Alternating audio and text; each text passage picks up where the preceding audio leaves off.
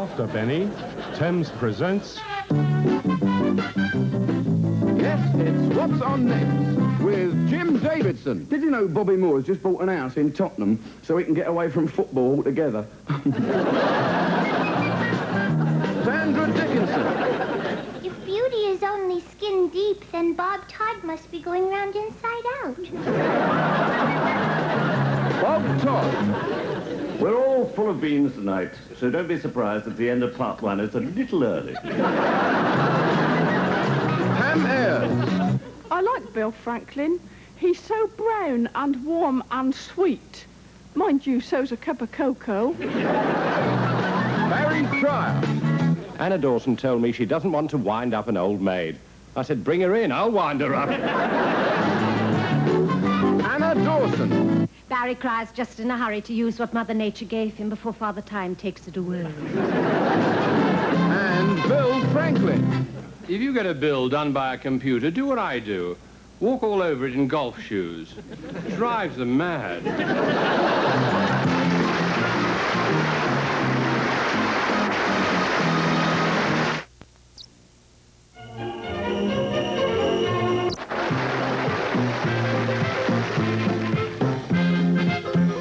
I made a man a cup of coffee in here one night, and he drank it and went blind in one eye.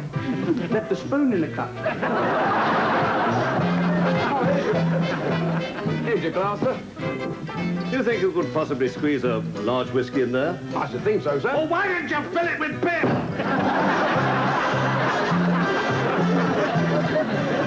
Do you love me, Basil? I didn't know you had one.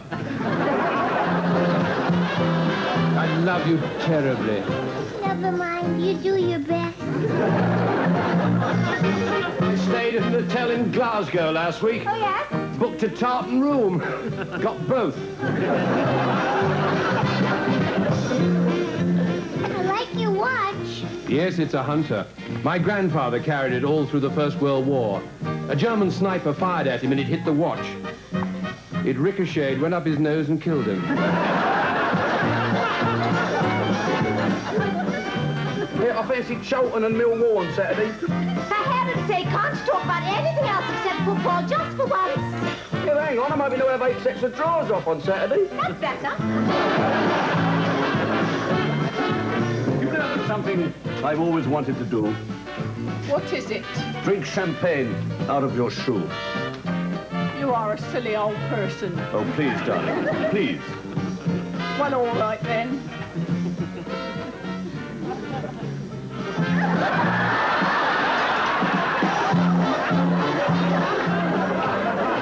I was outside last night and a fella walked over to me. He said, excuse me, mate, can you tell me where the other side of the road is? I said, it's over there. And he said, God, somebody's just sent me over here, isn't it? My husband drives me to drink. You're lucky I have to walk. Your notice says, drink our beer and feel rosy. Well, I've drunk the beer. Where's Rosie?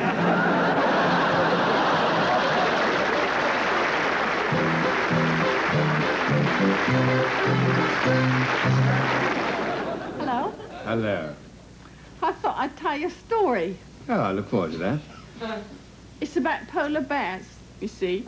There's this mum and dad polar bear, and they was trekking across the Arctic wastes, and they had their young son with them. He was a polar bear too, you understand.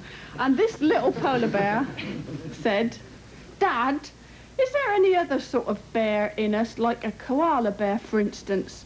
And the dad polar bear said, no, son, no, we're purebred polar bears through and through. And they continued to trek across the Arctic waste, you see. And after a while, the little bear asked again, Daddy said, are you sure that there's no other bear in our blood what might hail from a warmer clime? See? And his dad said, look, son, no, we're a purebred polar bear. Now, what'd you keep on about it for? And the little bear said, I'm freezing.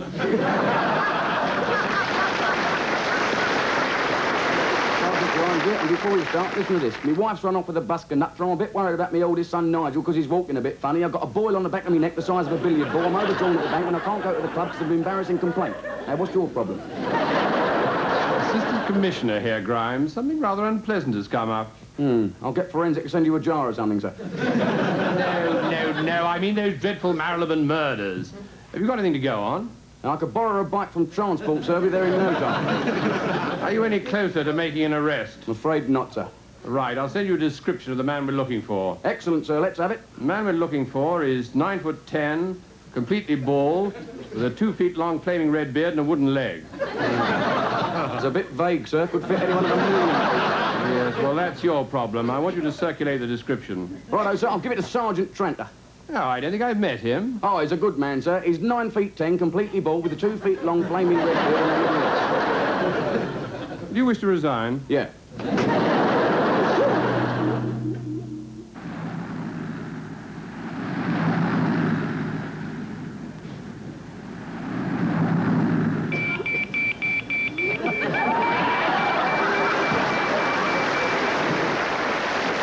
I was watching a fire once. For the first time ever, I saw an actual building catch alight. It's a bit frightening, you know.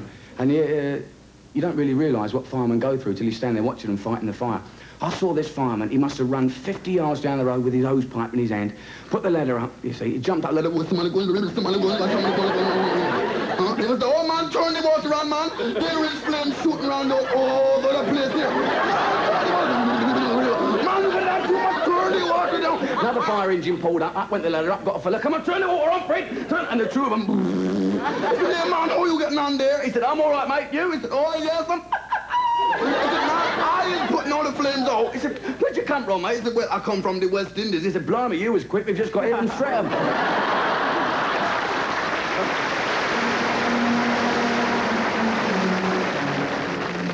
Because of the nature of this interview, I know you wish to remain anonymous, Mrs. Digger of 564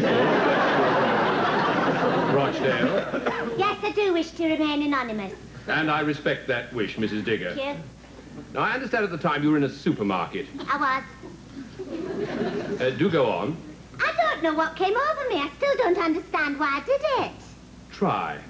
Well, I don't remember much until I'd left the supermarket and was halfway down the street. And an assistant came running after you down the street. Yes!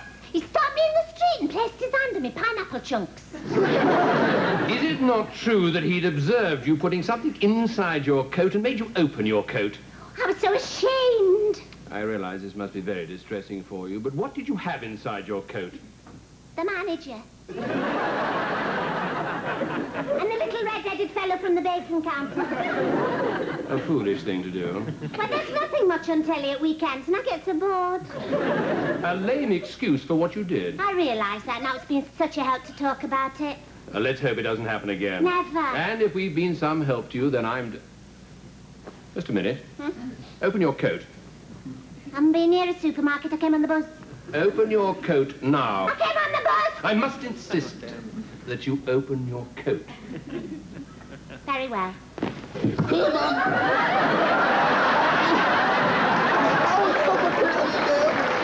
Thank you for making her open her coat. I was going to take him back to the depot next Tuesday, honest I was. You must take him back now. Oh, they'll never miss him. They've got dozens like him, don't they? Take him back now. Oh, yes, all right. Hey, you owe me 15p for the excess fare. And worth every penny, my lovely lad. Oh, see ya. Think of the... Excuse me, Sergeant. Yes? It's about these nasty, horrid, obscene telephone calls. I think I know what you mean, madam. Phone rings, you pick it up, not a word is uttered. Just heavy breathing at the other end of the telephone. When was this, madam? Well, I'd like one on Friday if it's... Dear Miss Dawson, I'm a great admirer of yours. I think you have a fine intellect and a great potential as a dramatic actress. Would you please send me a photograph of yourself in a leather bikini and thigh boots? I think my boyfriend's two-timing me. Listen, you have all my love and are always in my thoughts. That's beautiful. Yeah, but it starts off, to whom it may concern. Darling, I have been untrue with the maid. I have been untrue with the cleaning lady. I have been untrue with the au pair. Yours truly. You once bet me I could not write a letter without a P.S. With this letter, I claim the £5. Yours, Sydney. P.S. I told you I could do it. Dear sirs, I am sending back the lucky charm what you sent me.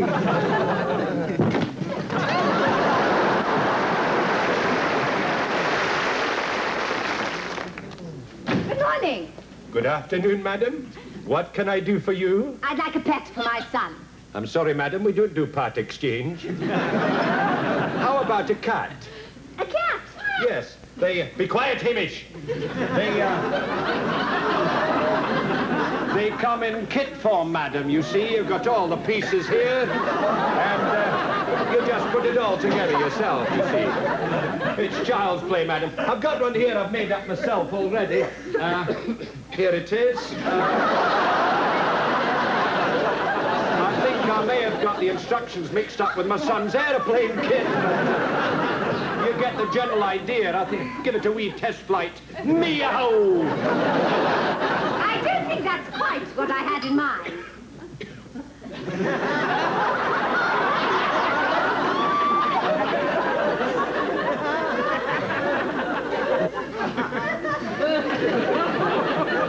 Forgive me for asking, but what exactly is this?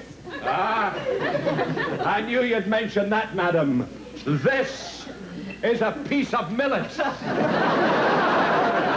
be so ridiculous. I mean, what is that in the tank? Oh, that, madam. That's a Javanese squid. A what? A Javanese squid. A maritime octopod found in the East India Seas.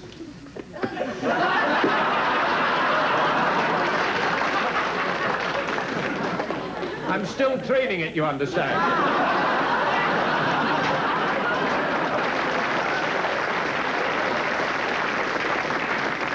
A squid! And it hasn't any tentacles.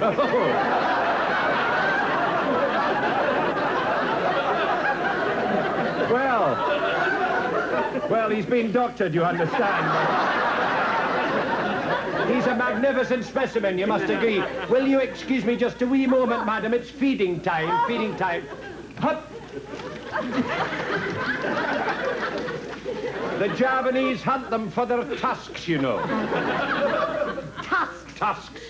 But squids don't have tusks. The Javanese don't have many pianos, come to that. What he needs is to find a little mate and get together. Hang on, madam, no! No, he's on heat. Get down, Spot. Spot, get down. Spot! I'm sorry, madam. Spot the squid?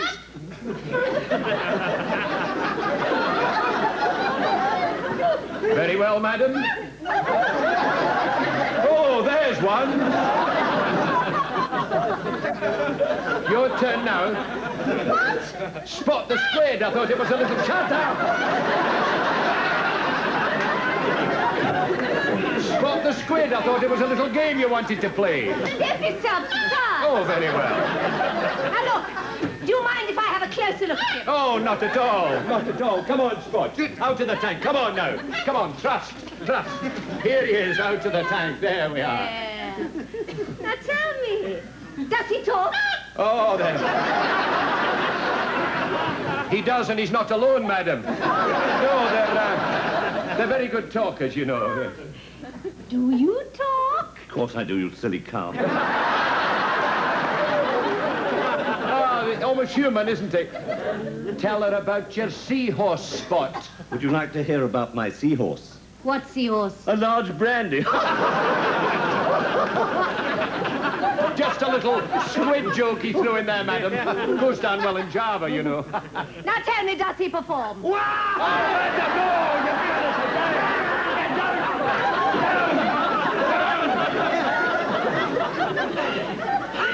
What's the matter with him? He's going, madam. He's dead. Oh. Murderer! Oh.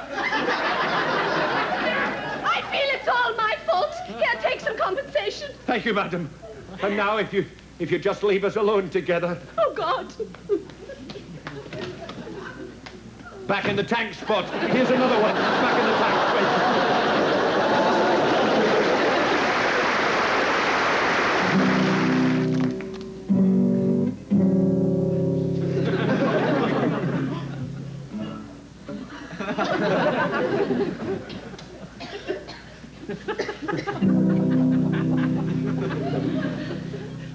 There was a man who had 2 sons, and these 2 sons were brothers.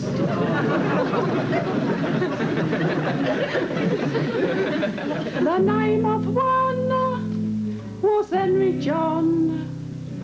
John Henry was the other. Now these 2 sons, they found a bike. They found it in the hollow, and everywhere that the front wheel went,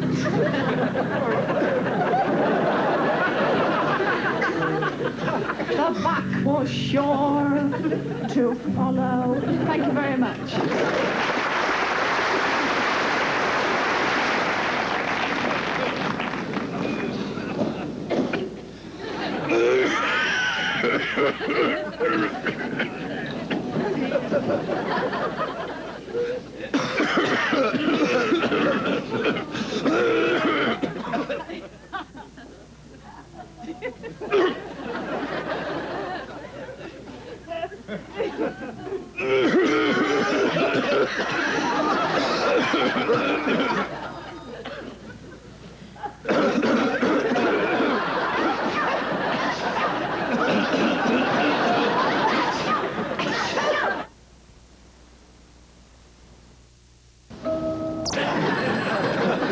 Hello. Just a moment, I'll tell him. Telephone for you, sir. Tell him I've got one of them. He's got one of those. Couple of the lads caught a peeping Tom last night, sir. Oh, excellent.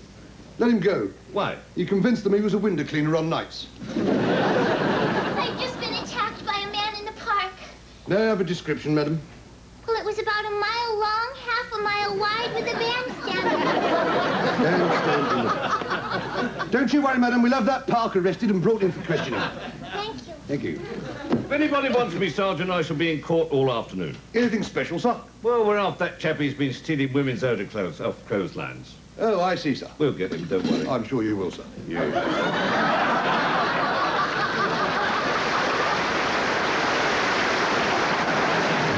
You actually catch anything? I caught something only last week. What was that? Pneumonia.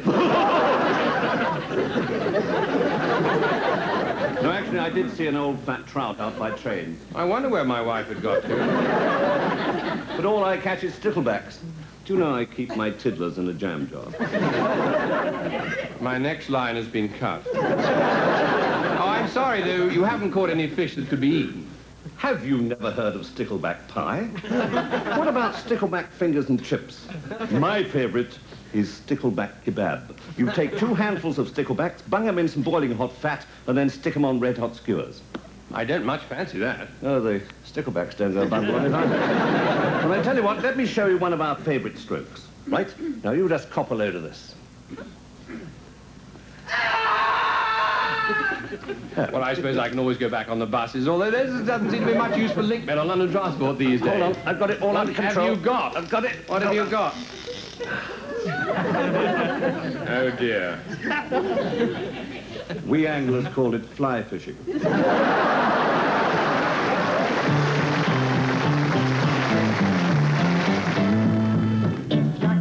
Getting the top hand. All you gotta do is just stop and pass that piece, cotton bear, that hatchet like the Choctaws. It's all Chattahoochees, Chippewas. Stagecoach passed this way 10 minutes ago. 2 horses, 1 brown, 1 white, 4 passenger, 1 driver, 1 guard. That's amazing. How do you know? Ran over my hedge. Feeling mad as a wet hen, mad as you can possibly get. Then pass that piece, cotton bear, that tomahawk like those chichimacs, Chippewas do. Me Sitting bull. This, my wife. Lying cow. Don't be cranky. Try to use a little restraint. How do you spell sincerely? Is that one puff or two? All that high key and wipe off all that war paint. Me Apache. Me Navajo. Me Sioux. If you find yourself in a fury, be your own judge and your own jury. The neighbors frightened everybody away with their war cries. Apaches? Salvation Army. Pop that peace pipe, near that hatchet. What's the name of this place? Geronimo's Camp. We all know that. What's the name of this place? Pass that peace pipe, near that hatchet. Choctaw, Chickasaw, Chattahoochees, Chippewas, Chichimex, Cherokee. Heck, Chippewas.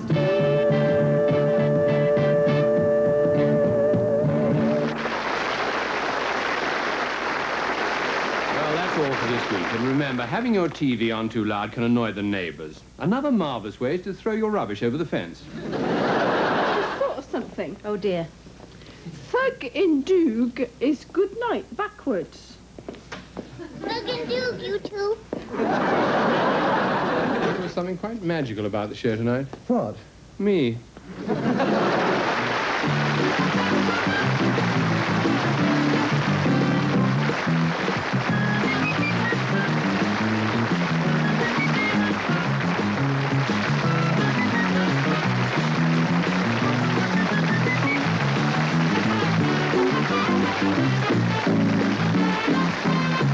Jim has gone off with Sandra again tonight. Ah, young blood.